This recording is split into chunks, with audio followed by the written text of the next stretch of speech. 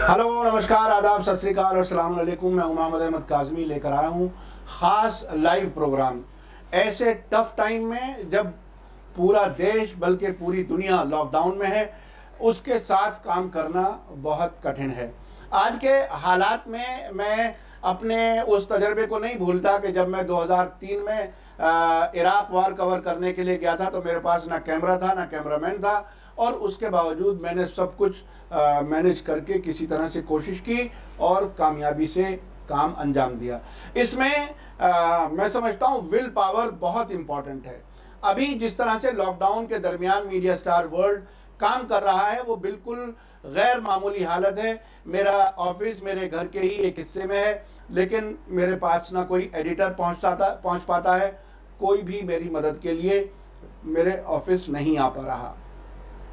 पिछले कुछ दिनों से जो आप मेरे प्रोग्राम देख रहे हैं एडिट हुए, उसमें टेक्नोलॉजी का हमने सहारा लिया है और दूर बैठे हुए, दूसरे शहर में बैठे हुए मेरे एडिटर हासिम अहमद वो मेरी मदद कर रहे हैं और दूसरे शहर में बैठे हुए इस वक्त भी लाइव प्रोग्राम को वहीं से कंट्रोल कर रहे हैं। ये मैं आपको बताऊं कि ये माफ़ कीजिएगा, हसीमुल हसन नाम है हमारे एडिटर का। वो हमारा दूसरे शहर में बैठ कर के इसको कंट्रोल कर रहे हैं लाइव को। और आपको मैं बता दूं कि अब से पहले मैं लाइव में हमारे दोस्त पत्रकार अनीस अहमद खान साहब होते थे, लेकिन चूँकि कोई भी एक दूसरे के पास नहीं पहुंच पा रहा, मैंने आज अपने बेटे को मोहम्मद शौजब काज़मी, उनसे रिक्वेस्ट की है कि वो आपके सवालात मुझ तक पहुंचाने में मेरी मदद करेंगे। और ये अपना बिल्कुल डिफरेंट प्रोफेशन है, पत्रकारिता की तरफ ये ना आए ना मैंने कभी इनको कहा, और MBA किया हुआ है और एक अच्छे बड़े कंपनी में एक जिम्मेदारी निभा रहे हैं। तो शौजब काज़मी मेरे साथ हैं। और एक बात मैं और बता दूं कि बहुत ही मुश्किल वक्त में अभी जो 5 बजे हमें लाइव प्रोग्राम शुरू करना था वो हम नहीं कर सके, और आखिरी मिनट में कुछ ऐसी तकनीकी परेशानी आई जिसमें ऐसा महसूस होने लगा था कि शायद हम प्रोग्राम कर भी पाएंगे या नहीं। तो इस सूरत में हम आपके सामने हैं और मैं समझता हूं कि फिर भी आप इस बात को ज़रूर अप्रिशिएट करेंगे कि काफ़ी कोशिश और मेहनत के बाद तो आज ना तो मेरे पास यहाँ एडिटर है, हसीमुल हसन दिल्ली से बाहर से काम कर रहे हैं, और अनीस अहमद खान साहब नहीं पहुँच सके, तो हमारे साहबजादे बेटे हैं हमारे मोहम्मद शौजब काज़मी, वो मेरा साथ दे रहे हैं। एक अभी मैं कुछ और चीज़ें भी बता दूं। देखिए, जिस किस्म के हालात हैं वो तो आपके सबके सामने हैं। बहुत ही टफ सिचुएशन में हम सभी लोग रह रहे हैं, और मैं समझता हूं कि अब कुछ लोग जुड़ना शुरू हो गए हैं। जी शौजब, बताइए, क्या कोई सवाल अभी आया है, क्या सूरत है? एक सवाल लखनऊ से और यूपी से आ रहा है, और पिछले दिनों हम बहुत ज़्यादा देख भी रहे थे न्यूज़ में। वसीम रिजवी को लेकर एक सवाल है। हाँ। कि जो वो हर बार कोई नई चीज़ पर एक अपनी तरफ से, जिसे कहते हैं, फतवा दे देते हैं वो। हाँ। आकर हाँ। उसके बारे में लोग पूछते हैं कि आपका क्या ख्याल है, और वसीम रिजवी का क्या मतलब, उसको उस पद पर रहना चाहिए या नहीं रहना चाहिए, या क्या करना चाहिए, उसके बारे में कुछ बताइए। देखिए, ये सवाल अक्सर लोगों के जहन में आता है और फिर वो उसको शिया और सुन्नी के डिवीज़न के हद तक भी लोग समझते हैं, और जो आम लोग समझते हैं वो अपनी तरफ से गलत नहीं है। मैं आपको ये बताऊंगा कि देखिए, शिया वक्फ बोर्ड या सुन्नी वक्फ बोर्ड ये सरकारी इदारे हैं। इस पर बैठा हुआ कोई भी पदाधिकारी, ऑफिस बियरर, वो उस कम्युनिटी का रिप्रेजेंटेटिव नहीं बल्कि हुकूमत का चुना हुआ इंसान होता है। तो ये हुकूमत जिस किस्म की है, चाहे वो सेंटर में हो या यूपी में हो, वो आप लोग अच्छी तरह जानते हैं। बिल्कुल एक लंबे अरसे तक मुख्तार अब्बास नकवी का नाम भी इसी तरह से इस पार्टी ने इस्तेमाल किया है। जब आपको याद होगा 1984 के बाद से 92 तक और उसके बाद भी अयोध्या वाले मसले में ये कह कर के उनके बयानात इस्तेमाल किए जाते थे कि ये मुसलमान है और ये बीजेपी की ज़बान बोल रहा है। तो अब ये शिया वक्फ बोर्ड के जो चेयरमैन हैं, ये शिया वक्फ बोर्ड नाम है एक सरकारी इदारे का, ऑफिस का, और उसमें सरकार ने चुन करके बिठाया है। लेकिन इससे प्रोपेगेंडे के लिए इसे इस्तेमाल किया जाता है कि शिया वक्फ बोर्ड के चेयरमैन ने ये कहा, शिया वक्फ बोर्ड के चेयरमैन ने ये कहा। यह सिर्फ हुकूमत की तरफ से शिया और सुन्नी इख्तलाफात बढ़ाने के लिए एक ऐसे आदमी को बिठाया हुआ है जो कुछ बीजेपी को बुलवाना होता है वो बोलता है। इसलिए आप कोई भी उसको शियों का नुमाइंदा कतई ना समझें, बल्कि जहां मैं हूं नई दिल्ली में, यहाँ बाकायदा एक शियों के बहुत बड़े उलमा के प्रोग्राम में उसके बारे में ये बात भी ऐलान हुआ था कि हम उसे मुसलमान भी नहीं मानते। ये बात खुल करके आ चुकी है और अक्सर लोग उसकी राय से बिल्कुल मुत्तफिक नहीं होते, इसलिए उसे कतई शिया नुमाइंदा या मुसलमान इस तरह से समझना मैं समझता हूँ गलती होगी। ये हुकूमतों के तरीके होते हैं लोगों को इस्तेमाल करने के, और उसको भी इस्तेमाल किया जा रहा है और वो हर हुकूमत के नज़दीक होता है। वो अखिलेश यादव की सरकार में भी इसी तरह से और बाद में भी इस सरकार में भी, चूँकि उनके खिलाफ सीबीआई के में केसेस पेंडिंग है, वो हर हुकूमत वक्त के साथ उसी तरह से जुड़ जाते हैं जो वो हुकूमत काम लेना चाहती है। इसलिए उसको शियों का नुमाइंदा कतई ना समझें। और उलमा की नज़र में, जिसमें मौलाना कल्ब जवाद साहब और दूसरे बड़े उलमा शिया मसलक से थे, उन्होंने उनको मुसलमान होने से भी बाहर कर दिया है। इसलिए आप कतई उसमें कंफ्यूज ना हो। एक और सवाल पिछले दिनों हमने मीडिया में भी देखा और बहुत बार बहुत जगहों पर हमने उठते हुए भी देखी चीज़ें और हमने आपस में भी देखी हैं जिन लोगों से हम मिलते हैं रोज़। वो एक सवाल बहुत अहम है जो आज के टाइम पर आ रहा है, वो है तबलीगी जमात। जी जी। जो पिछले 2 हफ्ते से जो तबलीगी जमात के ऊपर या मुसलमानों के ऊपर या इस कोरोना वॉर को लेकर एक वो कम्युनलाइज करने के लिए जो एक कोशिश करी गई, जी जी जी, उसके ऊपर लोग पूछ रहे हैं और बहुत ज्यादा उत्सुक हैं जानने के लिए। अभी कुछ सवाल उस तरह के कुछ सवाल आ रहे हैं उस तरह के कि उसके बारे में कोई एक ऐसी मीडिया हम सामने रख पाए कुछ चीजों को जो फैक्ट्स हों, वो कैसे हम रख सकते हैं और क्या करें कि जो ये कम्युनलाइज ना हो पाए कोई भी चीज़। देखिए, मीडिया स्टार वर्ल्ड ने शुरू से ही ये कोशिश की है कि मुसलमानों का नज़रिया नहीं बल्कि जो सही नज़रिया है वो हम मुल्क के और दुनिया के सामने पेश करें। अभी जो तबलीगी जमात वाला मसला जिस तरह से मीडिया ने इसको कम्युनलाइज किया है, ये बहुत ही एक तरह की बड़ी शैतानी हरकत हुई है। और ऐसी शैतानी हरकत हुई है कि इसमें भी हिंदू मुसलमान बनाने की कोशिश, मेरी नज़र में तो ये महामारी कोरोना वायरस ये एक ऐसा मौका है कि जिसमें इंसानी बुनियादों पर एक दूसरे की मदद करें, एक दूसरे के नज़दीक जाएं, अपने पड़ोस में कोई भी किसी भी मज़हब का हो, अगर कोई ज़रूरतमंद है तो उसकी ज़रूरत पूरी करें, और इसमें इंसानों को नज़दीक आने का बेहतरीन मौका है। इस वक्त में भी तबलीगी जमात के नाम पर मुसलमानों के ख़िलाफ़ इतना जहर भरा गया है समाज के अंदर कि महलों में अगर मुसलमान फल बेचने वाले आते हैं उन्हें वापस किया जा रहा है, आधार कार्ड मांगा जा रहा है। ये समझें, हमारे हिंदू भाई मुसलमान सब लोग समझें कि जो भी समाज में बांटने की बात करता है, चाहे वो हिंदू मुसलमान के नाम पे बांटता हो, चाहे सुन्नी शिया के नाम पे बांटता हो या किसी और बुनियाद पे बांटता हो, वो समाज का और देश का दुश्मन ही हो सकता है, दोस्त नहीं है। आप इसको अच्छी तरह से समझें। हमने सभी ने बचपन में कहानी की किताब में पढ़ा था कि एक बाप है, बूढ़ा है, वो बच्चों को इत्तेहाद की ताकत समझाने के लिए बताता है। वो लकड़ियाँ मंगाता है, लकड़ियाँ एक एक अलग अलग लेते हैं तो टूट जाती है, जब उसे एक जगह बांध देते हैं तो उसे कोई नहीं तोड़ पाता। तो बात यही है कि देश में एकता का माहौल रखना बहुत ज़रूरी है। और इस एकता के माहौल में हिंदू मुसलमान चूँकि बड़ा एलिमेंट है समाज का, हमें सभी को एक साथ रहने की ज़रूरत है। और जो लोग भी डिवाइड करने की, अब ये तबलीगी जमात वाली बात जो पूछी है, तबलीगी जमात वालों ने, उनका एक सिस्टम है, तबलीग के लोग आते जाते रहते हैं।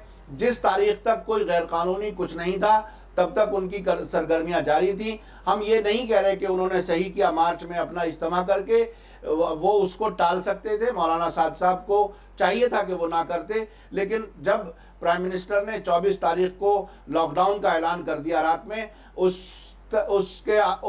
वक्त उसके बाद खुद तबलीगी जमात ने जो दीवार लगी हुई है निज़ामुद्दीन पुलिस स्टेशन की, उनको बताया कि हमारे निकलने का इंतज़ाम किया जाए। दिल्ली सरकार को कहा, लेकिन किसी ने कोई इंतज़ाम नहीं किया। और उसमें बाद में उसको इतना बड़ा हाइप किया गया कि जैसे हर मुसलमान कोरोना वायरस लिए घूम रहा है, और उसको कोरोना बम के तौर पर पेश करने की कोशिश की, अलग अलग तरीके से नफरत फैलाने की कोशिश की। मैं समझता हूँ ये मीडिया अगर चाहे तो इस मुल्क को बेहतरीन माहौल बना दे सकता है, और जिस तरह से ये बर्बाद करने पर लगे हुए हैं, ये पूरे देश का, पूरे मुल्क का, पूरे समाज का नुकसान ही कर रहे हैं। इसलिए तबलीगी जमात अपनी जगह, उन्होंने वो जो प्रोग्राम किया मार्च में, उसे नहीं करना चाहिए था, लेकिन हुकूमत को भी सही वक्त पर कदम उठा करके उन्हें वहाँ से हटाना चाहिए था।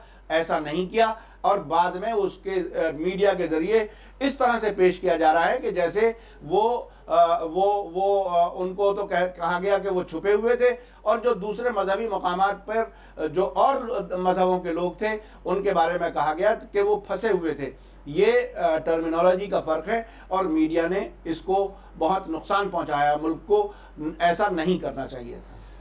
अभी जो एक और सवाल नाम बता दिया कीजिए जिसका नाम हो। एक सवाल आपके लिए एक आया है नेपाल से। एक तो उन्होंने आपको बहुत बहुत शुक्रिया कहा है, और कहा है कि आप लगे रहिए ऐसे ही। जी। एक साहिल साहब हैं, उन्होंने बोला कि जापान में जो डेथ्स कम हुई हैं कोरोना वायरस की, तो उसकी क्या वजह है?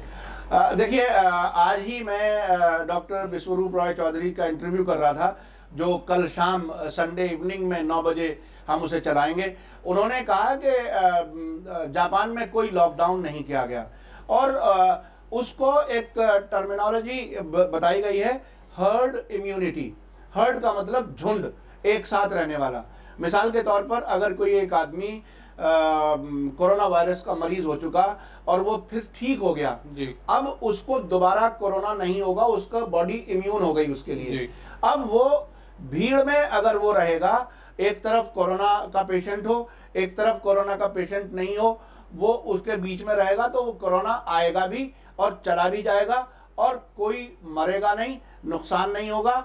इसलिए एक थ्योरी है हर्ड इम्यूनिटी वाली, उस पर जापान ने काम किया है और लॉकडाउन नहीं किया।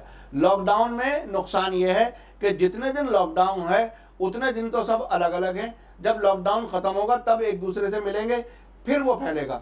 इसलिए जापान ने अपना एक अलग तरीका निकाला, उस पर उन्होंने काम किया। लेकिन सोशल डिस्टेंसिंग की अगर हम बात करें, हाँ। सोशल डिस्टेंसिंग जैसे हम इंडिया में भी देखते हैं और बहुत सारे देशों में आज के टाइम में, अमेरिका में बहुत ज़्यादा केसेस आ गए। हाँ। जो लोग नहीं, वहाँ उन्होंने कोताही करी और ये सब इतने सारे 2 लाख केसेस और ये सब चीज़ें, और रोज़ मौतें हो रही हैं, 600-700 लोग, कभी 800 लोग। कल भी मैं देख रहा था न्यूज़ में ये सब चीज़ें चल रही हैं। तो उसके लिए उसमें जो अमेरिका की तरफ से जो परेशानियां रही, और ईरान में भी आपने देखा जो पिछले दिनों ये सब परेशानियां रही, तो एक साहब है, उनका एक क्वेश्चन आया है, सैयद इमाम अली साहब, वो पूछते हैं कि ईरान में क्या हाल है कोरोना वायरस से?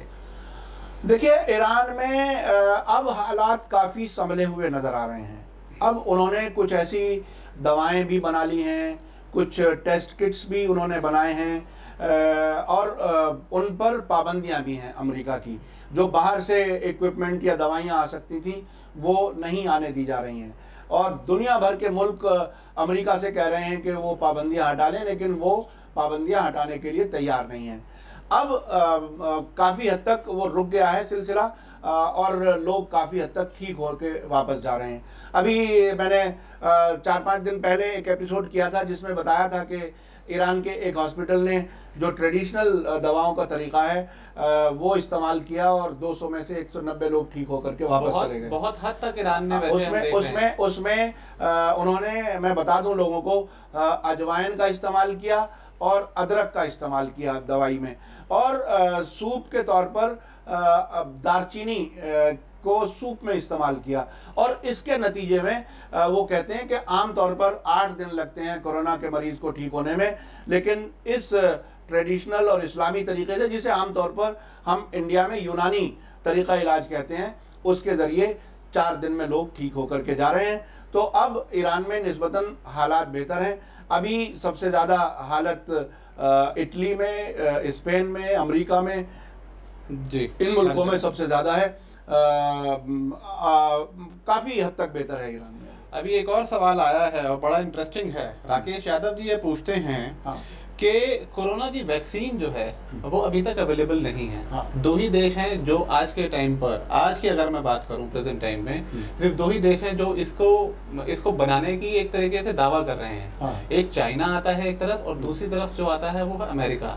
चाइना ने अपने यहाँ वुहान में सब कुछ दोबारा स्टार्ट करने के बाद 76 डेज बाद उन्होंने दोबारा सारी चीजें स्टार्ट करी, और उन्होंने बता दिया कि देश के सामने या दुनिया के सामने उन्होंने एक चीज रख दी कि 76 डेज बाद हम सारी चीजें नॉर्मलाइज कर सकते हैं, सब लोगों को बचा सकते हैं, ये सब चीजें कर सकते हैं। लेकिन वैक्सीन की अगर मैं बात करूं, उन्होंने बहुत अच्छा सवाल पूछा कि अभी भी ये बताया जा रहा है कि अभी मतलब हार्डली अभी 1 साल लगेगा कि इसकी वैक्सीन आए मार्केट में। अभी जो सुनने में आ रहा है वो 1 साल देखिए असल में इलाज के तरीके या बचने के तरीके वो अलग अलग तरीके से बताए जा रहे हैं, लेकिन एक जनरल परसेप्शन है मेडिकल कम्युनिटी में कि किसी भी फ्लू की, किसी भी वायरल की कोई वैक्सीन नहीं होती, कोई दवाई नहीं बनती। लेकिन हाँ, उसका कुछ पार्टली इलाज किसी हद तक कामयाब हो जाता है, जिसे देसी जबान में कहा जाए कि तुक्का लग जाए। जैसे अमेरिका ने मलेरिया की दवाइयाँ हिंदुस्तान से भी ली हैं और HIV तक की भी दवाएं इस्तेमाल कर रहे हैं। लेकिन जो डॉक्टर विश्वरूप रॉय चौधरी जैसे लोग हैं वो ये कहते हैं कि ये दवाएं दे करके और मरीज को नुकसान पहुंचाने का इंतजाम किया जा रहा है। बल्कि वो इस हद तक कहते हैं कि इतने लोग बीमारी से नहीं बच रहे, मर रहे, इतने लोग इलाज से मर रहे हैं जी। तो ये एक अभी चूंकि डिस्कवर होनी है चीज़ें, अभी हम बिल्कुल बीच में हैं, कई मुल्कों में रिसर्च हो रही हैं। अभी आने वाले वक्त में क्या सूरत हाल बनेगी वो तो आने वाला वक्त ही बताएगा, लेकिन अभी जो देसी तरीके बचने के हैं मेरे ख्याल से अगर वो अपना लिए जाएं तो कम से कम नुकसान हो। जी, इलियास अहमद साहब, एक और सवाल, बहुत ही इंटरेस्टिंग सवाल, और ये जानना भी चाहिए लोगों को कि कुछ देश हैं जिसकी खबर बाहर नहीं आ रही है। जैसे जापान की बहुत टाइम तक नहीं आई थी, या मिडिल ईस्ट की भी अगर मैं बात करूं तो एक कंट्री है टर्की। उन्होंने पूछा कि टर्की का बताएं कि कोरोना का क्या हाल है टर्की के अंदर। देखिए, टर्की के जो फिगर्स आ रहे हैं वो तो आप लोग देख ही रहे होंगे, लेकिन वहाँ इसके फैलाने को रोकने का बिल्कुल गैर मामूली डिफरेंट तरीका अपनाया गया है। वहाँ 20 साल से कम उम्र के जो नौजवान हैं उनके लिए कर्फ्यू है, और उससे ज़्यादा उम्र वाले लोग बाहर निकल सकते हैं। तो उन्होंने ये अपनाया है, कंप्लीट लॉकडाउन नहीं है। और चूँकि वहाँ के प्रेसिडेंट रजब तैयब एर्दोगान अपने तरीके के अलग ही किस्म के लीडर हैं, और शायद वो WHO की जो प्रोटोकॉल है उसको नहीं मान रहे। लेकिन हाँ, ये बात सही है कि बहुत से मुल्कों की इन्फॉर्मेशन नहीं आती। अब बहुत से लोगों को तो चाइना की भी इन्फॉर्मेशन पर भरोसा नहीं है, जो कुछ वो दुनिया को बता रहा है। डोनाल्ड ट्रंप, अब तक उन्हें यही शिकायत है कि सही वक्त पर चीन ने आगाह नहीं किया था, इसलिए और मुल्कों को बहुत ज़्यादा नुकसान हुआ है। अगर वो सही वक्त पे बता देते तो इतना नुकसान ना होता। तो ये अच्छा, इसमें एक और भी बड़ा दिलचस्प माहौल चल रहा है कि कुछ जो आपस में दुश्मन मुल्क हैं वो एक दूसरे पर इल्ज़ाम भी लगा रहे हैं कि सही डेटा नहीं बताया जा रहा है। मिसाल के तौर पे सऊदी अरब के बारे में ईरान कहता है कि सऊदी अरब ठीक से इंफॉर्मेशन पूरी नहीं दे रहा, इसी तरह से सऊदी अरब ईरान के बारे में कहता है जी। तो ये जो राइवल कंट्रीज़ हैं वो भी एक दूसरे पर ऐसे इल्ज़ाम लगा रहे हैं। ये बात तो शायद वक्त के साथ साथ अभी आगे आने वाले वक्त में डिस्कवर होंगी, लेकिन अभी बहरहाल हम उसी इंफॉर्मेशन पर डिपेंड करेंगे जो इंफॉर्मेशन हमारे सामने आ रही है।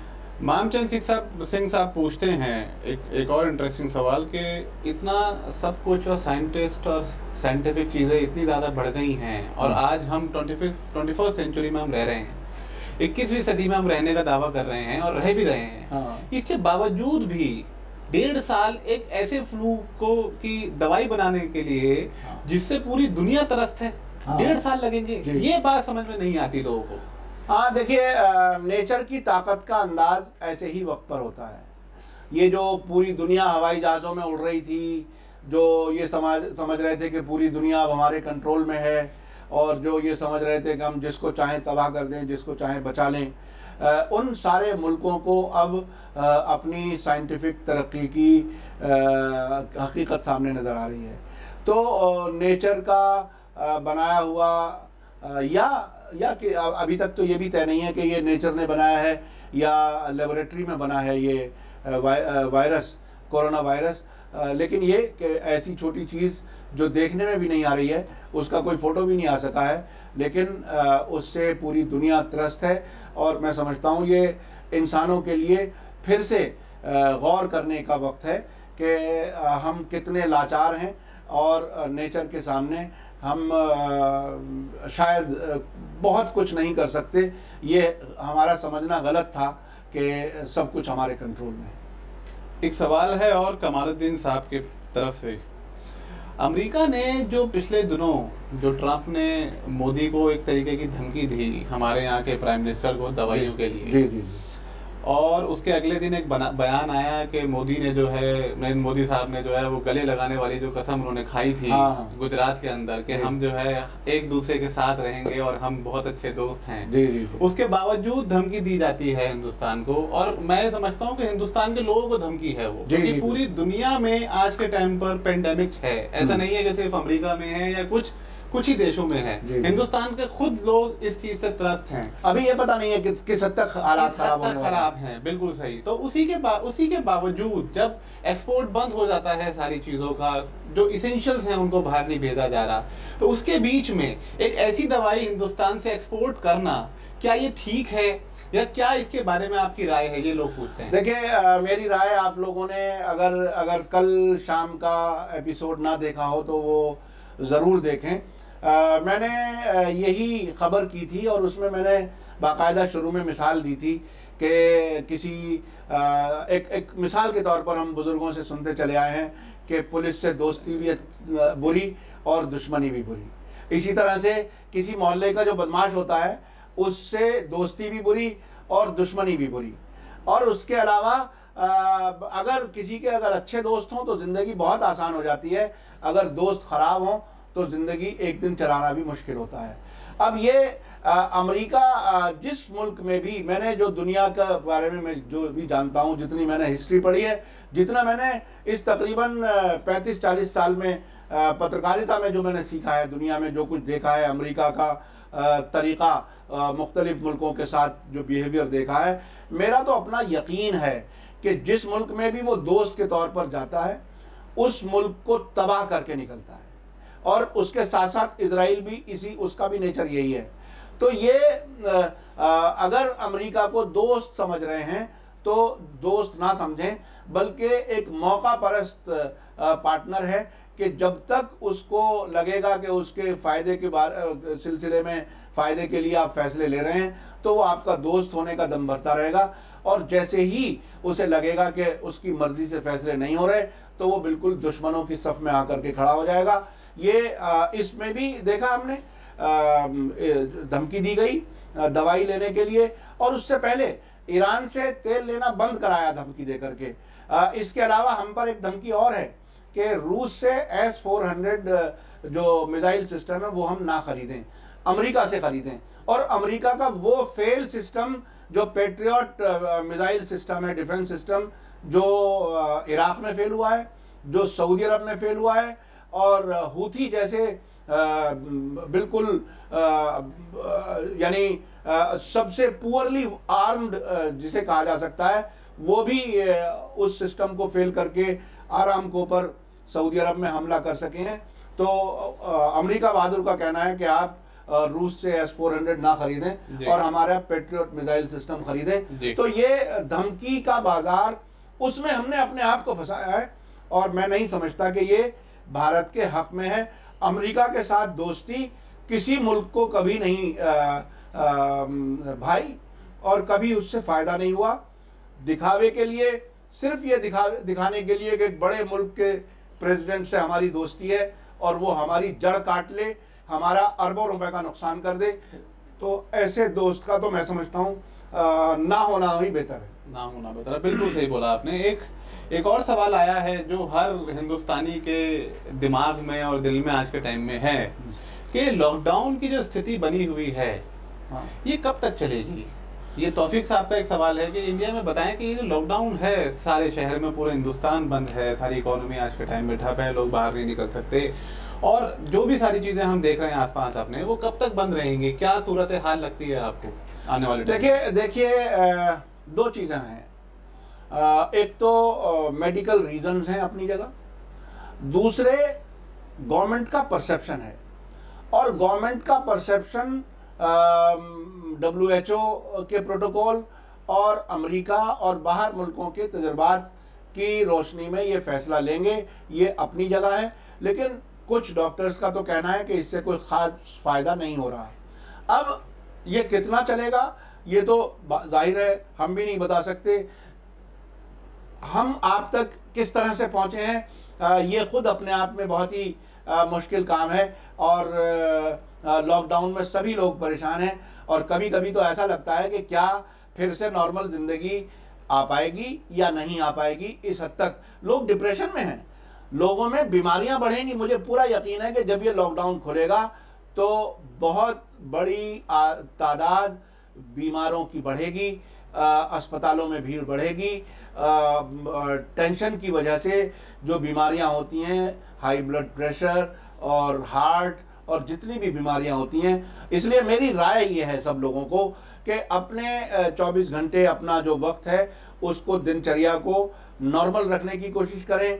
खाना पीना, सोने का टाइमिंग सब ठीक रखें और बड़े पेशेंस से, सब्र से ये वक्त गुजारें, क्योंकि इसमें अनईजी रहने से आपको नुकसान रहेगा।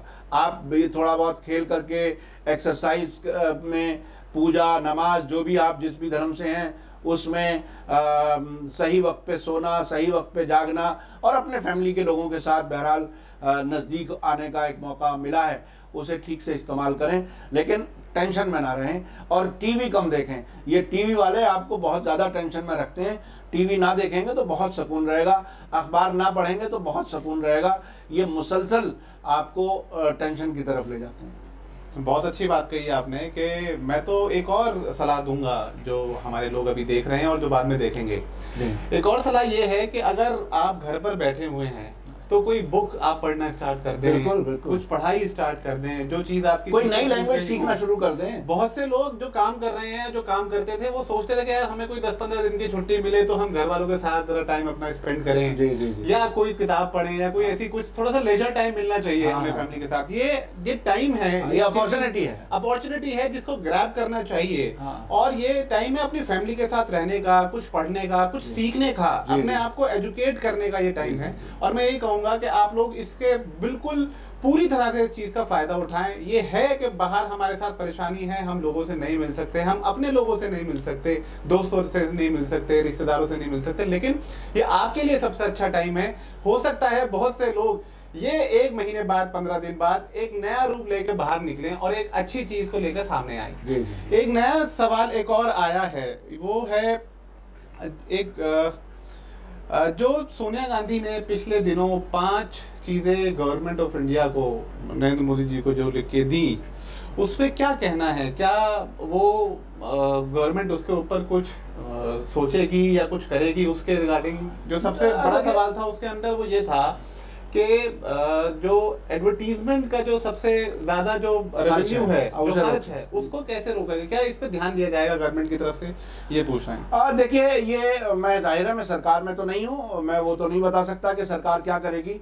हाँ, प्रधानमंत्री जी ने सभी अपोजिशन लीडर्स से मशवरे मांगे थे और सोनिया गांधी जी ने मशवरा दिया है। अब तो सरकार को फैसला करना है कि वो मशवरा मतलब उस मशवरे पे काम करेंगे या नहीं। लेकिन एक बात और बहुत ही दिलचस्प आ रही है कि जो टेलीविज़न चैनल्स हैं उनका बहुत सा पैसा एडवर्टीजमेंट का सरकार के ऊपर एक तरह से कर्ज है, बहुत बड़ी अमाउंट है। अब वो भी सरकार उन्हें नहीं दे पा रही। जाहिर है वो एक मार्केटिंग और एक पब्लिसिटी के लिए जो कुछ करते रहे हैं वो उसका हिस्सा है। अब आने वाले वक्त में कौन कौन से खर्चे वो कम करेंगे, ख़ास तौर पर सेंट्रल विस्टा का जिक्र उन्होंने किया था कि पार्लियामेंट नई बनने वाली है और बहुत सी चीज़ें नई दिल्ली में राजधानी में तब्दील होने वाली थी, उसको उन्होंने डिले करने की बात कही थी और इस किस्म के बहुत से बड़े खर्च। तो ये तो सरकार बताएगी, उसका रिस्पांस क्या आता है वक्त बताएगा। लेकिन ये बात सही है कि सरकार बहुत बड़ी परेशानी में है, पैसे की कमी है। ऑलरेडी आरबीआई से रिज़र्व अमाउंट में से बहुत कुछ निकाला जा चुका है और बहुत से जो ऐसे पैसा होता है जो इकट्ठा होता रहता है उसमें से बहुत कुछ सरकार ने निकाल लिया है। तो अभी हालात अभी जो 15 लाख करोड़ का पैकेज कुछ एक्सपर्ट्स ने सजेस्ट किया था उसमें सिर्फ 15,000 करोड़ का पैकेज सरकार ने दिया है। तो वो बिल्कुल ऐसा है जैसे 100 रुपये की ज़रूरत हो और 1 रुपया किसी को दे दिया जाए। तो इतने बड़े मुल्क में इतना कम पैसा वो दे पाए हैं। तो सरकार सख्त परेशानी में तो है, लेकिन वो अपनी पब्लिसिटी और कल्ट बनाने का जो काम है वो कंट्रोल करेंगे या नहीं करेंगे वो तो वही लोग बताएंगे वक्त आने पर। सईदा रिजवी एक और सवाल पूछती हैं कि जो हमारी हुकूमत है वो तासुब की क्या हुकूमत है ये, या हमारे जो एक वो नारा था नरेंद्र मोदी जी का कि अच्छे दिन आएंगे, वो कब आएंगे? ये तो नरेंद्र मोदी जी ही बता सकते हैं कि वो अच्छे दिन कब आएंगे। वो तो अब भी कहते हैं कि अच्छे दिन हैं। वो तो ये भी कहते हैं कि मुल्क बहुत तरक्की कर रहा है। अब आपको अगर नहीं समझ में आ रहा है और वो कभी इस बात को नहीं कहते कि इतनी बेरोज़गारी मुल्क में हो चुकी या इस सख्ती में पूरा मुल्क चल रहा है, तो वो अपने ज़बान से तो कभी इस बात को नहीं कहते। वो तो ये कहते हैं कि अच्छे दिन आएंगे, अच्छे दिन आ गए। उनकी नज़र में शायद अच्छे दिन अयोध्या में मंदिर बन जाना है, शायद उनकी नज़र में अच्छे दिन जो है वो हिंदू राष्ट्र बना देना है, उसकी वो कोशिश कर रहे हैं। लेकिन हाँ, ये बात तो सही है, बार बार ये बात साबित हुई है कि अल्पसंख्यकों, दलितों, SC ST उन सबको जो है वो एक तरह से किनारे किया जा रहा है और ये बहुत ही तकलीफ दे सूरत हाल है। एक सवाल है मिडल ईस्ट से अशर इमाम साहब का। हूतियों के बारे में बहुत सारे लोगों को एक डाउट है कि हूती आर्मी जो है वो मिलिट्री है या टेररिस्ट ग्रुप है। देखिए, ये बिल्कुल इसकी मिसाल मैं ऐसे दूं जैसे हमास इजराइल के कब्जे के खिलाफ एक रेजिस्टेंस फोर्स है। वो अपने घर को बचाने के लिए, अपने मुल्क को बचाने के लिए इजराइल के खिलाफ एक तरह से लड़ रहे हैं जी। अमेरिकन और इजराइलीज उनको टेररिस्ट कहते हैं जी, लेकिन फिलिस्तीनी उन्हें फ्रीडम फाइटर कहते हैं जी। इसी तरह से हिजबुल्ला साउथ लेबनान की एक ऑर्गेनाइजेशन है और वहाँ सन 2000 में उन्होंने इजराइल के लंबे अरसे से चल रहे कब्जे को ख़त्म किया जी। और उनका रोल अब इस रीजन में, मिसाल के तौर पे सीरिया में टफ टाइम आया तो बशार अल असद ने उनकी मदद ली। वो एक तरह से वॉलंटरी ऑर्गेनाइजेशन, मतलब आर्म्ड ग्रुप, लेकिन ऐसा ग्रुप जो कंट्रोल में है कुछ लीडर्स के, और वो ऐसा नहीं है कि कहीं भी कोई धमाका, ये ISIS और तालिबान और अलकायदा की तरह से नहीं है जी। अब हूथी का सवाल है, हूथी कौन है मैं आपको बता दूं। हूथी यमन की एक मेजॉरिटी रिप्रेजेंट करने वाली ऑर्गेनाइजेशन है और हूथी जो नाम पड़ा है वो इनके लीडर का सरनेम है, शायद मोहम्मद अली हूथी नाम है उसका, इसलिए उनके सपोर्टर्स को हूथी कहा जाता है। हूथी कोई अपने आप में कोई मजहब या कोई सेक्ट मजहब वो नहीं है, और ये एक लंबे अरसे से बाहर के मुल्क के ज़रिए बिठाए गए हाकिम को हटाने की बात इसलिए कर रहे थे कि उन्हें अपने पॉलिटिकल राइट्स नहीं मिल रहे थे। अब 2015 से जो अब तक जंग हो रही है वो सऊदी अरब ने अपनी पसंद की हुकूमत, अब्द मंसूर हादी की हुकूमत वापस वहाँ बिठाने के लिए उन्होंने जंग शुरू की थी, और उस जंग को फेस कर रहे हैं हूथी के लोग। तो हूथी अब सऊदी अरब की, अमेरिका की या इजराइल की या उनके दोस्त मुल्कों की नज़र में वो टेररिस्ट हैं, लेकिन खुद यमन के लोगों की नज़र में वो फ्रीडम फाइटर्स हैं। तो इसलिए इस फ़र्क को समझना बहुत ज़रूरी है। ये अमेरिका या इजराइल किसी को टेररिस्ट कह देते हैं तो उसका मतलब वो नहीं होता जो आप समझते हैं, वो होता है कि वो अपने हर पॉलिटिकल ओपोनेंट को टेररिस्ट कह करके दूसरों की नज़र से भी गिराने की कोशिश करते हैं। मोहम्मद सरफराज अंसारी साहब ये पूछ रहे हैं, जो फेसबुक, व्हाट्सएप, ट्विटर पे जो फेक न्यूज़ का एक सिलसिला चल रहा है आज के टाइम में, हाँ, हिंदू मुस्लिम्स करवाने के लिए या तासुब डालने के लिए जो ये सब चीज़ें हो रही हैं, जो वीडियोस हम देखते हैं, हाँ, उसके बारे में हम क्या करें और सरकार इसके लिए क्या एक्शन ले रही है? देखिए, मुश्किल यह है कि सरकार खुद, उसकी एक पार्टी है जी, बीजेपी की आईटी सेल, उसके कई ऐसे काम करने वाले लोग जो नाराज़ होकर के वहाँ से छोड़ करके निकले हैं, उन्होंने ये बात हकीकत, मैं समझता हूँ आप लोगों में से बहुत लोगों ने ऐसी वीडियो देखी होंगी जो बताते हैं कि हमें काम ही ये दिया जाता है कि झगड़े फसाद कराओ और झूठी खबरें चलाओ और नफ़रत फैलाओ, और कभी कभी तो इलेक्शन के ज़माने में किसी भी आदमी का फ़ोटो लिया और उसके नीचे अपनी मर्ज़ी का कोई भी स्टेटमेंट डाला और चला दिया, उस आदमी को पता भी नहीं कि मेरी तरफ से स्टेटमेंट क्या चला गया जी। तो ये खुद जब बीजेपी की आईटी सेल ये काम कर रही है और बीजेपी हुकूमत में है, तो मुश्किल हमारी ये है कि हम ये भी नहीं कह सकते कि हुकूमत को चाहिए कि उसे रोकें। हुकूमत के लोग ही तो चलवा रहे हैं उसको, जब वो चलवा रहे हैं तो उनकी, मैं आपको बुनियादी तौर पे एक बात बता रहा हूँ कि जो भी लोगों को बांटने की बात करे, चाहे मजहब के, फिरके के, मसलक के नाम पर, वो समाज का या मुल्क का दोस्त नहीं हो सकता, कतई नहीं हो सकता। ये फॉर्मूला लेकर के आप आंखें खोल करके जिए और पहचाने कि दोस्त कौन है और दुश्मन कौन है। बिल्कुल सही। एक सवाल आया है और वो इकोनॉमी से थोड़ा सा रिलेटेड है। जहरा सल्तनत ये पूछती हैं कि क्या इस टाइम स्मॉल स्केल इंडस्ट्रीज को प्रमोट करने का है या नहीं, मतलब ये गवर्नमेंट की तरफ से क्या कोई मदद, क्या कोई एड आज के टाइम को देखते हुए, जो हालात आज हैं, उसको इकोनॉमी में कोई पंप करने के लिए कुछ अमाउंट गवर्नमेंट दे या ना दे, कैसे करा जाए इसको? देखिए, हुकूमत जब ये शुरू में आई थी 2014 में, उसके बाद तो कई ऐसे प्लान्स लाई थी, ऐसे प्रोग्राम्स लाई थी जिसमें जन धन योजना थी और स्टार्टअप इंडिया थी और मेक इन इंडिया थी, और इस तरह के बहुत से प्लान, बड़े अट्रैक्टिव स्लोगन्स थे वो, लेकिन उस पर काम तो कुछ नहीं हुआ। अब सरकार के पास इस तरह का पैकेज देने के लिए कोई पैसा होगा, अब तो यही डाउट होता है। और सरकार की प्रायोरिटी क्या है?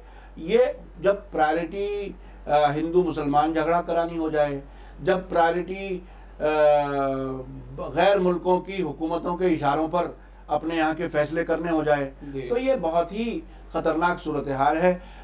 बस मैं समझता हूँ कि मुल्क के लोगों को ही आपस में एक दूसरे को मदद करके, कोशिश करके, और इसमें हिंदू मुसलमान, ईसाई, सिख, इस तरह का कोई फ़र्क हमारे जहन में ना हो और हम एक दूसरे की मदद करें, मैं समझता हूँ वो एक अच्छा रास्ता है। लेकिन हम फिर भी सरकार से उम्मीद करते हैं कि वो जो छोटे छोटे कारोबार करना चाहते हैं, और अब तो ये कोरोना के आने के बाद चाइना से सामान क्या मंगाया जाए, क्या ना मंगाया जाए, ये भी एक सवाल आएगा, तो उसमें एक मौका है हम अपने इंडिया की अपनी इंडस्ट्रीज़ को फिर से खड़ा करें। अगर ऐसा हम करेंगे तो मैं समझता हूँ पूरे मुल्क की इकोनॉमी और रोज़गार सब बेहतर होगा। अब सरकार क्या करेगी ये तो सरकार ही बताएगी। मुमताज़ हसन साहब बोलते हैं कि हम लोग क्यों नहीं अपना एक आप मतलब मीडिया स्टार वर्ल्ड क्यों नहीं कोई अपना एक कोई न्यूज़ चैनल स्टार्ट करते। देखिए मुमताज़ साहब, आपका मशवरा बहुत अच्छा है। मैंने ये चैनल बिल्कुल तन्हा बैठ कर के शुरू किया और आज भी मैं, अगर आप शुरू से प्रोग्राम में ना हो तो मैं आपको फिर बता दूं कि एक छोटे से कमरे से बैठ कर के ये मैं एक प्रोग्राम चला रहा हूं। इस वक्त ऑफिस में यानी स्टूडियो की फ्लोर में कोई एडिटर नहीं है। एक शख्स है जो लॉकडाउन की वजह से दिल्ली से बाहर से बैठा हुआ इसको कंट्रोल करके चला रहा है और मैं जो भी कुछ आप देखते हैं मैं अकेला मेहनत करता हूं, कोशिश करता हूं। अगर हाँ आप जैसे लोग और दूसरे लोग मिल करके कोई चीज़ ऐसा कुछ फंड इकट्ठा करने का इंतज़ाम करें, ऐसा कोई रास्ता इख्तियार करें कि वाकईन हम सच्ची और अच्छी खबरें दुनिया तक पहुंचा सकें। और ये जो गोदी मीडिया जो मुसलसल नफ़रतें फैलाने वाला मीडिया है उसको भी हम एक तरह से पंक्चर कर सकें, उसके लिए बहरहाल रिसोर्सेज की ज़रूरत है, पैसे की ज़रूरत है, लोगों की ज़रूरत है। अगर वो कभी मैसर हुआ, अगर मैं कर सका तो मैं करूँगा, नहीं तो कोई और करे। लेकिन मैंने तो सिर्फ एक तरह से छोटी सी कोशिश करके आप लोगों के बीच में आया हूँ।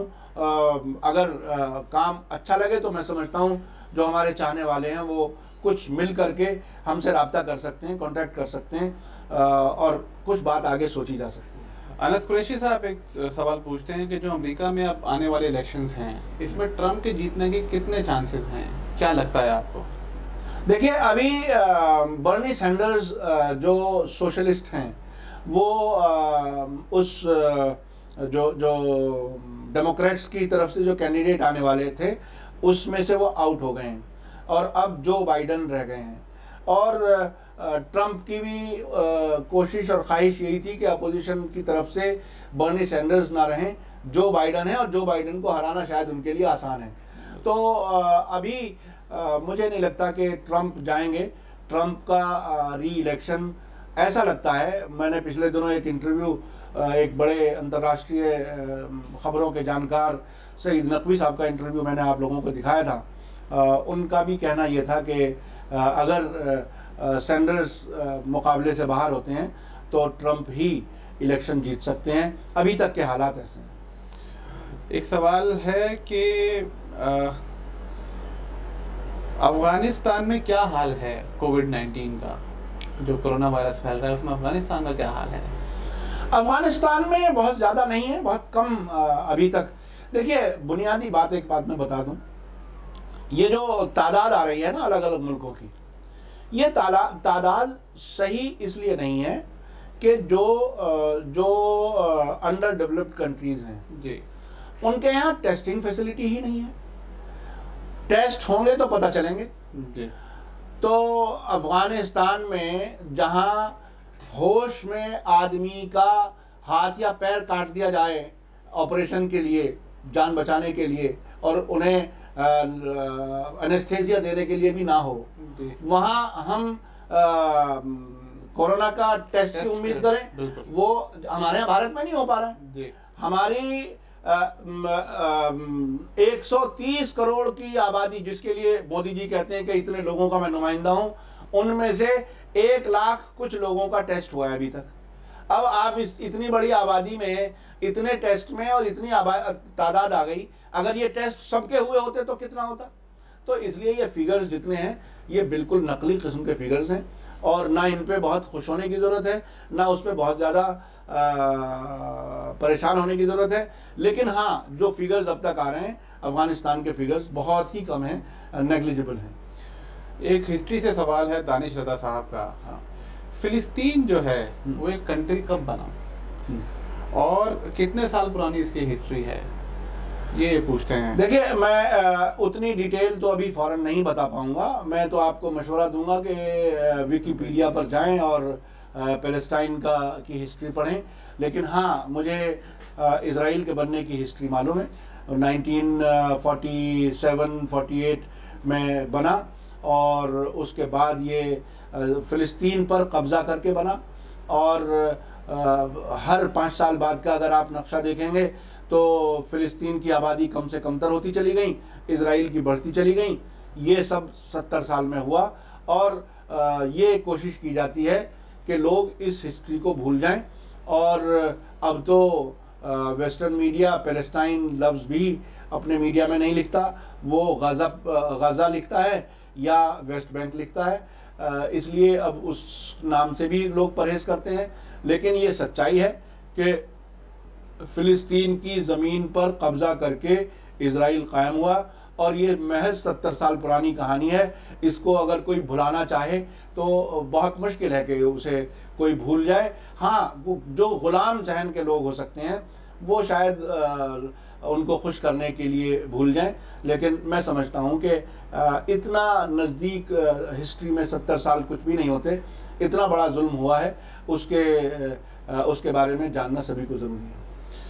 मोहम्मद जुनैद साहब पूछते हैं कि ईरान के आम आदमी की ज़िंदगी कैसी है? इतने इकोनॉमिक सैंक्शंस के बावजूद वहाँ पर एंटी गवर्नमेंट या सपोर्टर्स कितने लोग हैं, उसको हम कैसे देखते हैं? देखिए, एक तो ये कि ईरान एक अच्छा खासा बड़ा मुल्क है इस इलाके का, और नेचुरल रिसोर्सेज काफ़ी हैं, और वहाँ जो इस्लामिक रेवोल्यूशन आई उसमें बुनियादी जो एलिमेंट है वो anti America, anti Israel element है। और उसी वजह से इराक़ की तरफ से जंग शुरू कराई गई 1980 में, जो 8 साल तक चली। और ये सारे मुल्क, सारे अरब मुल्क, वेस्टर्न कंट्रीज़, ये सब सद्दाम हुसैन को सपोर्ट कर रहे थे, और वैसे भी मुसलसल पाबंदियों में हैं। लेकिन उस मुल्क में खूबी यह है कि आम तौर पर नेशनलिज्म इतनी मजबूत है उन लोगों के मिजाज में कि अगर उन्हें ये पता चल जाए कि गैर मुल्क हमारे मुल्क में मुदाखलत करना चाहता है तो उसके ख़िलाफ़ वो लोग सब इकट्ठे हो जाते हैं। और अगर आप में से कुछ लोगों ने सफ़र किया हो, अरब मुल्कों में भी सफ़र किया हो और ईरान भी गए हों, तो ज़मीन आसमान का फ़र्क होगा।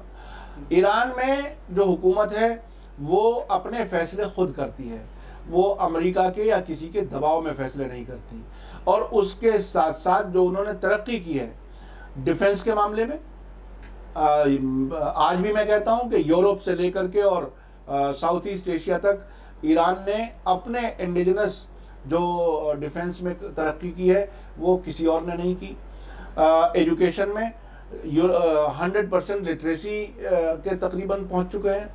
60% लड़कियां यूनिवर्सिटीज़ में होती हैं, यानी विमेन एम्पावरमेंट भी वहाँ काफ़ी मजबूती से उस पर भी काम हुआ है। और जो इस्लामिक कानून के बीच में रहते हुए इस्लामी कानून के साथ मॉडर्न डे तरक्कियां हासिल करने का उन्होंने एक तरह से नमूना पेश किया है। तो वहाँ आमतौर पर कोई आदमी भूखा नहीं सोता, सड़क पे नहीं सोता, ये वहाँ पर जिंदगी है आमतौर पर। सुरेंद्र साहब पूछते हैं कि इस एनवायरनमेंट जी, जो प्रेजेंट एनवायरनमेंट है उसमें सेल्फ कॉन्फिडेंस कैसे बूस्ट किया जाए? सेल्फ कॉन्फिडेंस आप किस एज में हैं, क्या कर रहे हैं, जरा ये बताएं अगर कुछ हो सके तो।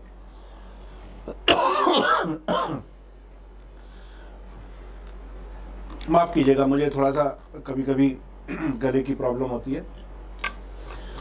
सेल्फ कॉन्फिडेंस के लिए सबसे बुनियादी बात यह है कि आप अपने अंदर की जो क्वालिटीज हैं, जो पोटेंशियल्स हैं, वो मैक्सिमाइज कीजिए। अच्छी तालीम हासिल कीजिए, अच्छी ट्रेनिंग हासिल कीजिए, और जिस भी मजहब धर्म में हो उसका बेसिक कॉन्सेप्ट समझिए, इंसानियत के उसूल समझिए, एटिकेट समझिए।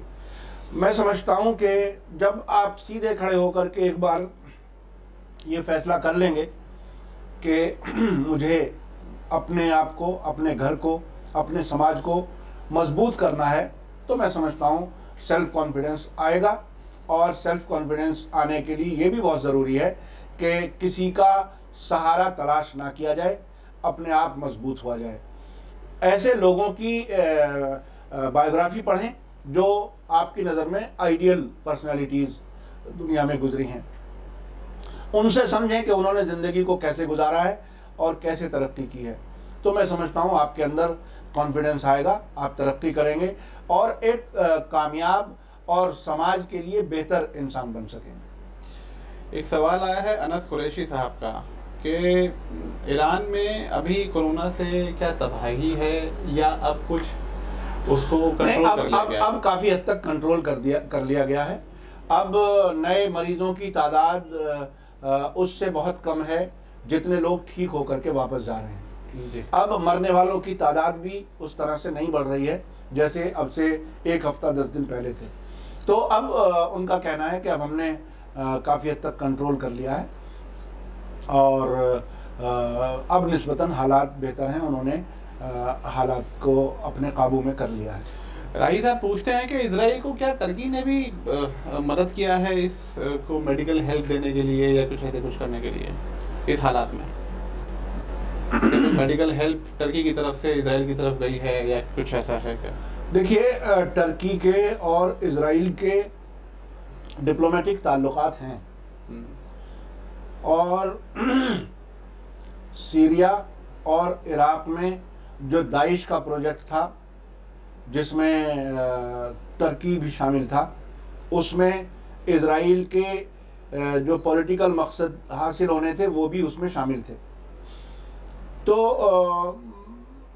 पड़ोस के मुल्क में एक दूसरे को क्या कुछ दे दें ना दे दें, बहुत सी चीज़ें सीक्रेट भी रखी जाती हैं, लेकिन पब्लिकली ऐसा कुछ सामने नहीं आया कि इसमें ऐसा हुआ हो। लेकिन दाइश के आतंकवादियों को जिनको टर्की की भी सपोर्ट रही है, चूँकि टर्की के रास्ते से गए हैं, उनका इलाज इजराइल में हुआ है, उनको इजराइल से हथियार मिले हैं।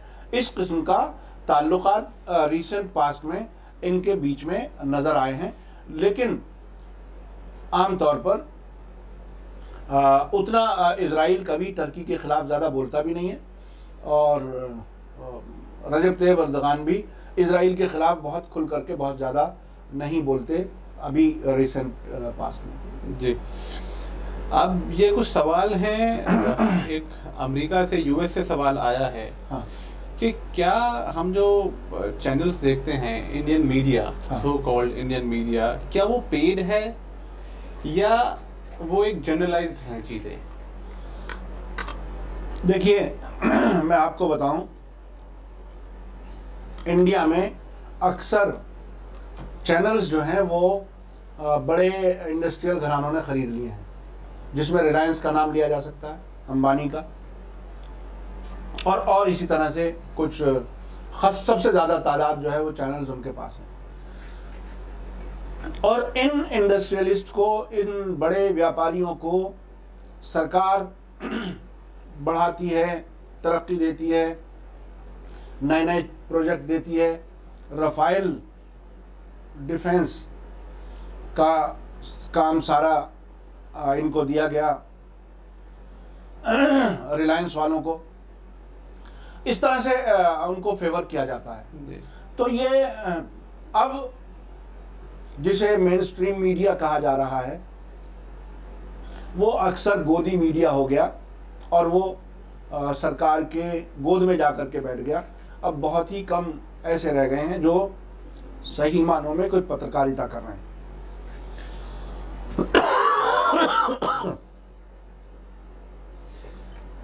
नईम अंसारी साहब भी पूछते हैं कि लॉकडाउन जो है, जो हम देख रहे हैं लॉकडाउन, वो सिर्फ गरीबों के लिए नजर आ रहा है। वो ना तो कोई अमीर आदमी उससे परेशान है। हम देख रहे हैं कि जो कल एक प्रॉब्लम हुई, DHFL का मालिक पकड़ा गया मुंबई में, वो एक अपनी पिकनिक मनाने निकल गए थे। तो इसी तरह से एक चीज़ सवाल पूछी गई, क्या ये गरीबों के लिए है या फिर ये नेताओं के लिए या अमीरों के लिए भी इन्होंने लॉकडाउन किया है? देखिए, लॉकडाउन है तो सभी के लिए, लेकिन इसका सबसे ज़्यादा शिकार जो हुए हैं गरीब लोग हुए हैं। अमीर आदमी तो घर में रह करके भी उसको सारी फैसिलिटीज हैं, उसे सिर्फ इतनी ही पाबंदी है कि उसे घर में रहना है। लेकिन गरीब आदमी भूखा भी है, गरीब आदमी के पास पेट भरने के लिए भी नहीं है। और ये इस किस्म के जो वाक़यात जो जैसा महाराष्ट्र में सामने आया, और उसमें बाकायदा फैमिली फ्रेंड कह करके बताया गया कि हम मतलब एक तरह से उन्हें निकाल रहे थे, वो बिल्कुल गलत तरीक़ा था। और अगर पूरे मुल्क में लॉकडाउन है तो उसका सभी को एहतराम करना चाहिए। वो नहीं हुआ, ये बहुत बुरा हुआ।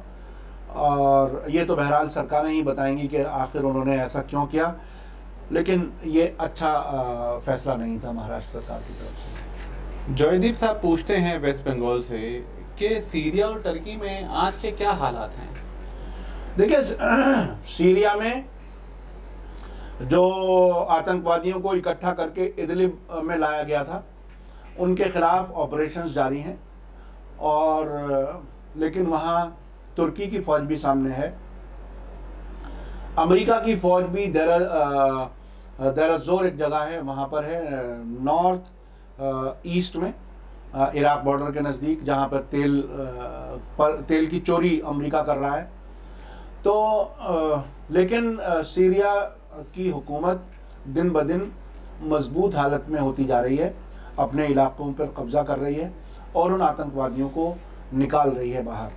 लेकिन ये बात भी सही है कि काफ़ी बड़े एरिए में 30 किलोमीटर अंदर तक तुर्की की फ़ौजें हैं सीरिया में, जो बिल्कुल इंटरनेशनल कानून के ख़िलाफ़ है।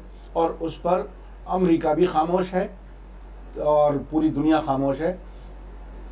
ज़मीन इज़राइल की है, फ़ौजें तुर्की की आई हुई हैं, अमेरिका की फ़ौजें आई हुई हैं, गैर कानूनी है, वहाँ की हुकूमत उनको एक्सेप्ट नहीं करती, लेकिन दुनिया खामोश है। ये इस हालत में है। लेकिन अब ये बात तकरीबन तय है कि अमेरिका या तुर्की या इज़राइल अब उन्होंने बशार अल-असद को की हुकूमत को गिराने की बात जो कहते थे, अब वो बात ख़त्म हो चुकी है। अब ये जो आतंकवादी इकट्ठे हैं उन्हें कहाँ ले जाया जाए, मार दिया जाए या छोड़ दिया जाए वाली बात हो रही है। जिन मुल्कों के वो हैं, जिनकी नेशनलिटी है, वो मुल्क उन्हें वापस लेने के लिए तैयार नहीं है। सीरिया उन्हें मार करके अपने सर उनका खून नहीं लेना चाहता। तुर्की और अमेरिका का दबाव है कि उन्हें ना मारा जाए, लेकिन वो एरिया कम से कमतर होता जा रहा है। एक और सवाल शौकत खान साहब ये पूछते हैं कि सऊदी अरब और यमन में जंग क्यों है? ये बिल्कुल ऐसा है कि सऊदी अरब अपनी पसंद की हुकूमत वहाँ चाहता है। कुछ इलाकों पर वो अपने सी पोर्ट वगैरह पर वो अपना एक तरह से चाहता था अपनी हुकूमत, अपना कब्ज़ा, और इनडायरेक्टली एक अपने मर्ज़ी की हुकूमत होगी तो वो उनकी तरह से वो फैसले लेगी। जैसे कोई भी किसी इलाके का बड़ा मुल्क अपने से नज़दीक पड़ोस के छोटे मुल्कों में अपनी मर्ज़ी की हुकूमत चाहता है, सऊदी अरब भी यही चाहता है। लेकिन और बहुत दिन उनकी मर्ज़ी की हुकूमत रही भी, लेकिन वहाँ आम लोगों पर जुल्म बहुत किए उस हुकूमत ने। उस हुकूमत को ख़त्म करके हटाया गया और उस हुकूमत को वापस सऊदी अरब, मेरा मतलब मंसूर अब्दुल रब्बो हादी जो आजकल रियाज में हैं, अपनी गवर्नमेंट इन एग्जाइल लेकर के बैठे हैं, उनको सऊदी अरब चाहता है कि दोबारा हुकूमत मिल जाए, लेकिन हूथी उसके लिए तैयार नहीं है। और सऊदी अरब अपने साथ बहुत से मुल्कों के साथ मिलकर के 2015 में बम्बार्डमेंट शुरू की थी, अब तक वो चल रही है। लेकिन अब जवाबी कार्रवाइयाँ भी होने लगी हैं, जिसमें अभी पिछले सितंबर में आपने देखा कि ख़ुद आरामको जो बहुत बड़ी कंपनी है, उसकी दो तेल के कारखानों पर हमले हुए और 50% तेल का एक्सपोर्ट कम हो गया सऊदी अरब का। तो अब जंग जो है वो सऊदी अरब के अगेंस्ट पहुंच चुकी है और अब सऊदी अरब को वहां से जान बचाना मुश्किल हो रहा है। हूथियों की पोजीशन काफ़ी हद तक मजबूत हो रही है, लेकिन हूथी ऐसा नहीं लगता कि वो सऊदी दबाव में आकर के अपना इरादा छोड़ देंगे या वो अपने हाथ में हुकूमत नहीं रखना चाहेंगे। एक और सवाल, क्या लॉकडाउन के बारे में है, क्या लॉकडाउन एक्सटेंड होगा और या खत्म हो जाएगा? क्या देखिए अभी तक के जो इशारे हैं, अभी जिस वक्त हम बात कर रहे हैं, अभी गालिबन चीफ मिनिस्टर्स के साथ प्राइम मिनिस्टर की मुलाकात है टेली कॉन्फ्रेंस के ज़रिए, और वो आज रात तक शायद कोई फैसला भी आ जाएगा। और अभी तक तो इशारे यही हैं कि एक्सटेंड करेंगे, बढ़ाएंगे, लेकिन किस तरह से होगा, क्या उसमें कुछ छूट मिलेगी या नहीं मिलेगी, ये वक्त बताएगा। हुकूमत के लिए भी एक बड़ा सख्त फैसला है कि अगर लॉकडाउन ख़त्म कर दे, और अगर ये बात सही हो कि मरीज़ों की तादाद बढ़ जाएगी, लोग मरेंगे बहुत ज़्यादा, उससे भी सरकार बचना चाह रही है। लेकिन लॉकडाउन से जो इकोनॉमिक स्लो डाउन हो रहा है, जो अर्थव्यवस्था रुक कर के खड़ी हो गई है, वो भी सरकार के लिए बहुत मुश्किल है मैनेज करना। तो इन दोनों चीज़ों के बीच में क्या बेहतर फैसला होगा, जो कुछ सरकार के सामने फैक्ट्स होंगे उसी के हिसाब से वो फैसला करेगी। लेकिन मुझे ये अंदाज़ है कि ये बढ़ाया जाएगा। पंजाब में और उड़ीसा में ऑलरेडी महीने के आखिर तक बढ़ा दिया गया। राही साहब एक और सवाल पूछते हैं, क्या हूती यमन के सब लोगों का मतलब एज अ कंट्री नुमाइंदगी करते हैं, या वो सिर्फ एक ग्रुप है? नहीं, वो मेजॉरिटी ऑफ यमन के लोगों की नुमाइंदगी करते हैं, और ज़्यादातर लोग उनके साथ हैं। और सिर्फ अदन का कुछ हिस्सा है साउथ यमन में, उस इलाके पे, थोड़े से इलाके पर सऊदी अरब की पसंद के लोगों का कुछ कब्ज़ा है, लेकिन बड़ा इलाका, ज़्यादा इलाका हूथियों के कंट्रोल में है, और उनकी हुकूमत भी वहाँ चल रही है। उनका प्रेसिडेंट है, प्राइम मिनिस्टर है। यूनाइटेड नेशन ने उस हुकूमत को अभी मान्यता नहीं दी है, चूँकि वो यूनाइटेड नेशन तो अलग एक बदमाशों की बॉडी है ना, वो तो अमेरिका साहब जिसको कहेंगे उसको रिकॉग्निशन मिलेगा। जैसे तालिबान को 1996 में सऊदी अरब, यमन और यूएई ने रिकॉग्निशन दिया था, और वो बगैर अमेरिका की पसंद के या उनके इशारों पर तो नहीं दिया था। इसी तरह से अब भी जो हुकूमत यमन पे हुकूमत कर रही है, यानी हूथियों की, उसको रिकॉग्निशन नहीं है, और जो रियाद में बैठे हुए लोग हैं उस हुकूमत को रिकॉग्निशन अभी तक यूनाइटेड नेशन में है। जो हालात हैं हिंदुस्तान में आज के टाइम में, गवर्नमेंट क्या स्टेप ले रही है उन लोगों के लिए जो लोग रोज़मर्रा कमाते हैं, जो गरीब तबका है, ये जो मजदूर हैं, उनके लिए क्या ये स्टेप लिए जा रहे हैं? और दूसरी चीज़, आज हम देखते हैं कि शहरों में तो बहुत सारी चीज़ें मुहैया हैं, गवर्नमेंट की तरफ से खाना भी मिल रहा है, पैसे भी मिल रहे हैं, गवर्नमेंट दे भी रही है, खातों में भी आ रहे हैं पैसे, लेकिन जो दूर दराज के जो गांव हैं उनके क्या हालात हैं? क्या लगता है कि वहाँ पर लोग कैसे अपनी ज़िंदगी गुजर बसर कर रहे होंगे? ये बहुत सख्त सवाल है। असल में देखिए, सरकार ने ठीक से प्लान नहीं किया, ये सब लोग शिकायत कर रहे हैं कि अगर सही से प्लान करके लॉकडाउन किया जाता, 2-4 दिन दिए जाते लोगों को अपने अपने जगह पर पहुंचने के, वो नहीं दिए। और फिर कोई पैकेज होता, इन गरीब लोगों को किसी तरह से सपोर्ट देने का कोई मैकेनिज्म बनता, लेकिन वो कुछ नहीं बना। इसकी वजह से लाखों करोड़ों लोग बहुत परेशानी की हालत में ये वक्त गुजार रहे हैं, और उनके लिए अभी जब लॉकडाउन खुलेगा तब पता चलेगा कि कितने लोग मर गए और कहाँ कहाँ क्या क्या हो गया। अभी तो सही से पूरी खबरें भी नहीं आ रही हैं, और हालात बहुत सख्त हैं।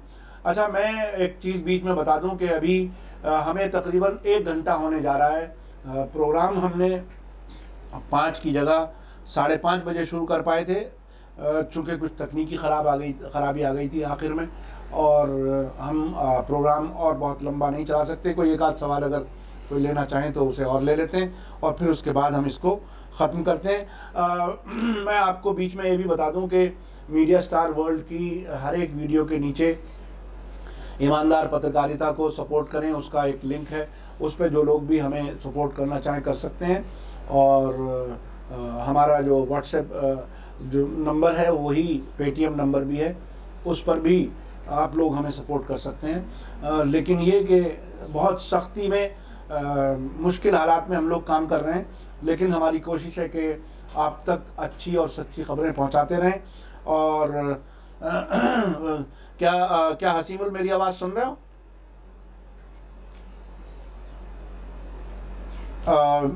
मैं अपने तकनीकी हसीमुल,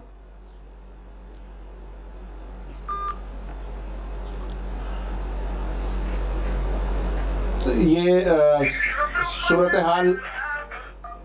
हेलो हसीमुल। क्लोजिंग दे दीजिए। हाँ, मैं बस क्लोजिंग ही देने वाला हूँ। देखिए, मैं अभी फ़ोन पर बात कर रहा हूँ अपने टेक्निकल जो एडिटर हमारी मदद कर रहे हैं, दिल्ली से बाहर हैं। इसी के साथ मैं आप लोगों से विदा लेता हूँ और आप लोग देर होने के बाद भी काफ़ी लोग जुड़े, आपने बहुत सवालात भी किए। हम सभी के सवालात नहीं ले सकते, वक्त की कमी की वजह से बहुत से लोगों के नाम भी नहीं ले पाते, लेकिन हमारी कोशिश है कि हम आप तक मुसलसल अच्छी खबरें देते रहें और आप भी हमें कमेंट्स भी देते रहें और शेयर करते रहें जहाँ जहाँ तक भी आप लोग पहुँचा सकें। इसी के साथ मुझे दीजिए इजाज़त। धन्यवाद, शुक्रिया। जय भारत, जय हिंद।